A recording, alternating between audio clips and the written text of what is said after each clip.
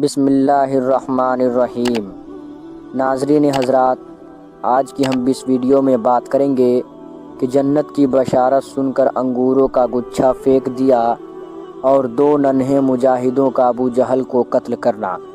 تو آئیے حضرات ویڈیو کو شروع کرتے ہیں۔ جنت کی بشارت سن کر انگوروں کا گچھا پھینک دیا۔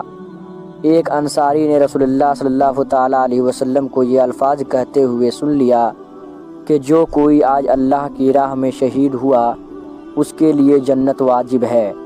ان کے ہاتھ میں انگوروں کا گچھا تھا، انگور کھا رہے تھے۔ انہوں نے حضور صلی اللہ تعالیٰ علیہ وسلم کے ارشاد کو سنا اور پھر انگوروں کی طرف دیکھا اور کہا، وہ انگور تو بہت زیادہ ہیں، ان کے ختم ہونے میں بہت دیر لگے گی، جنت میں جانے سے اتنی دیر کیوں کروں؟ یہ کہہ کر انگور پھینک دیے، آگے بڑھے اور اپنا فرض ادا کرتے ہوئے فردوس کو سیدھار گئے۔ دو ننھے مجاہدوں کا ابو جہل کا قتل کرنا۔ سیدنا عبد الرحمن بن عوف رضی اللہ تعالیٰ عنہ کہتے ہیں کہ صف بندی میں میرے دائیں بائیں دو نوجوان لڑکے تھے۔ میں نے دل میں کہا کہ میرے برابر کوئی آرمودہ کار ہوتا تو خوب ہوتا۔ یہ دونوں نوجوان معاذ رضی اللہ تعالیٰ عنہ اور معوذ رضی اللہ تعالیٰ عنہ تھے۔